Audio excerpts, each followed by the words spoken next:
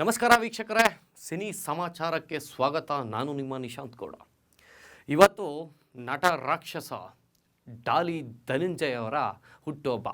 ಅವ್ರಿಗೆ ಜನ್ಮದಿನದ ಶುಭಾಶಯಗಳನ್ನು ಹೇಳುತ್ತಾ ಅವ್ರಿಗೆ ಇನ್ನೂ ಸಾಕಷ್ಟು ಫಿಲಮ್ಗಳು ಬರಲಿ ಅವ್ರ ಕಡೆಯಿಂದ ಅಂತ ಒಂದು ನಮ್ಮ ಚಾನೆಲ್ ವತಿಯಿಂದ ಅವ್ರಿಗೆ ಶುಭಾಶಯ ಹೇಳುತ್ತಾ, ಇನ್ನು ಅವರ ಅಭಿಮಾನಿಗಳಿಗೆ ಒಂದು ಸಿಹಿ ಸುದ್ದಿಯನ್ನು ಕೊಟ್ಟಿದ್ದಾರೆ. ಏನಂದರೆ, ಅವರು ಬರ್ತ್ಡೇ ಪ್ರಯುಕ್ತವಾಗಿರುವ ಇವತ್ತು ಅವರು ಮುಂದೆ ಬರುವಂಥ ಚಿತ್ರದ ಟೈಟಲ್ ಹೆಸರನ್ನು ಬಿಡುಗಡೆ ಮಾಡಿದ್ದು. ಏನಂದರೆ ಜಿಂಗೋ. ಡಾಲಿ ಈಗ ಜಿಂಗೋ ಆಗಿ ಬದಲಾಗಿದ್ದಾರೆ. ಇನ್ನು ಇದರ ನಿರ್ಮಾಪಕರು ಬಿ ನಾಗೇಂದ್ರ ಮತ್ತು ಡಾಲಿ ಧನಂಜಯ್ ಅವರೇ ಇದರ ನಿರ್ಮಾಪಕರು ಕೂಡ ಆಗಿದ್ದಾರೆ. ಈಗ ಹಿಂದೆ ಡಾಲಿ ಧನಂಜಯ್ ಅವರು ಹಲವಾರು ಸಿನಿಮಾಗಳು ಮಾಡಿರ್ತಾರೆ. ನೀವು ನೋಡಿರ್ಬೋದು ರತ್ನಂ ಪ್ರಪಂಚ, ಬಡವ ರಾಸ್ಕಲ್. ಈ ಬಡವ ರಾಸ್ಕಲ್ ಅನ್ನೋ ಫಿಲಮು ತುಂಬಾ ಹಿಟ್ಟಾಗಿತ್ತು. ಏನು, ಈ ಬಡವರ ಮನೆಯಿಂದ ಬಂದಂಥ ಹುಡುಗ ಇಷ್ಟೆಲ್ಲ ಕಷ್ಟ ಬೀಳ್ತಾನೆ ಅಂತ. ತಿರ್ಗಾ ಓದ್ ಫಿಲಮ್ ಕೋಟಿ, ಇದೆಲ್ಲ ಅವರ ಡೈರೆಕ್ಷನಲ್ಲೇ ಬಂದಿರೋಂಥ, ಏನು ಅವರೇ ರೈಟಿಂಗು ಎಲ್ಲನೂ ಅವರೇ ಮಾಡಿಕೊಂಡು ಅವರೇ ಸಿನಿಮಾ ಮಾಡ್ತಾರೆ. ಈಗಷ್ಟೇ ಭೀಮಾ ಹೇಗೆ ದುನಿಯಾ ವಿಜಯ್ ಅವರು ಮಾಡಿದ್ರು, ಅದೇ ತರಹ ಇವರು ಸಹ ಅದೇ ತರಹ ಮಾಡ್ತಾ ಇದ್ದಾರಂತೆ.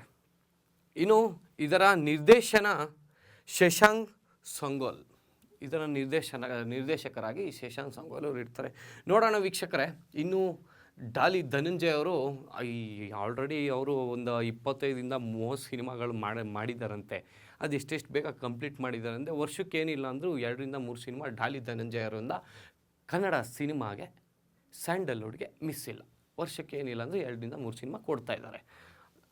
ಅದು ಹಿಟ್ಟಾಗುತ್ತೋ ಬಿಡುತ್ತೋ ಸೆಕೆಂಡ್ರಿ.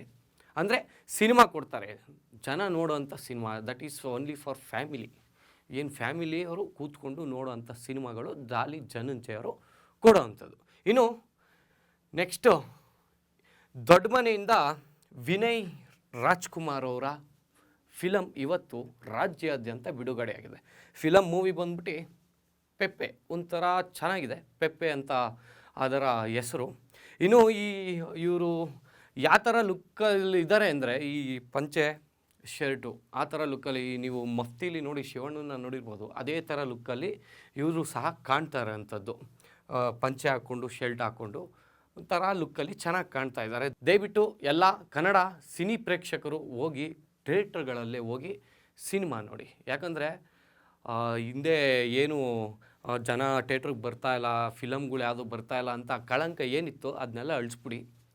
ಯಾಕಂದರೆ ಹಿಂದೆ ನೋಡಿದ್ರೆ ಮೊನ್ನೆ ಅಷ್ಟೇ, 1-2 ವಾರದಷ್ಟೇ ಹಿಂದೆ ಭೀಮಾ ಸಖತ್ ಇಟ್ಕೊಡ್ತು. ತಿರ್ಗಾ ಗಣೇಶ್ ಅವ್ರ ಸಿನಿಮಾ ಕೂಡ ಸಖತ್ ಇಟ್ಕೊಟ್ಟಿದೆ. ಅದೇ ಥರ ಇವ್ರ ಫಿಲಮು ಸಹ ಹಿಟ್ಟಾಗಿ ಜನ ನೋಡೋ ಅಂಥದ್ದಾಗಲಿ ಅಂತ ಹೇಳಿ ಇದರ ನಿರ್ಮಾಪಕರು ಉದಯ್ ಶಂಕರ್.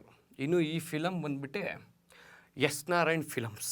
ನೀವು ನೋಡಿರ್ಬೋದು, ಎಸ್ ನಾರಾಯಣ್ ಸರ್ ಅವರ ಫಿಲಮ್ಗಳು ಹಲವಾರು ಸಾಕಷ್ಟು ಡಬ್ಬಿಂಗ್ ಸಿನಿಮಾಗಳು ಎಸ್ ನಾರಾಯಣ್ ಸರ್ ಅವರು ತೆಗೆದಿರೋವಂಥದ್ದು. ಇದು ಕೂಡ ಡಬ್ಬಿಂಗ್ ಸಿನಿಮಾ ಅಲ್ಲ. ಓಕೆ, ಅದರಿಂದ ಜನರು ಎಲ್ಲರೂ ಥಿಯೇಟ್ರಿಗೆ ಹೋಗಿ ನೋಡಿ ಕನ್ನಡ ಸಿನಿಮಾ ಹಾರೈಸಿ ಅಂತ ಹೇಳುತ್ತಾ, ಇದಾಗಿತ್ತು ಈ ಕ್ಷಣದ ಸಿನಿ ಸಮಾಚಾರ. ವಾಸ್ತವದ ಸುದ್ದಿಗಾಗಿ ನೋಡ್ತಾ ಇರಿ ಮೆಂಡು ನ್ಯೂಸ್ ನೆಟ್ವರ್ಕ್.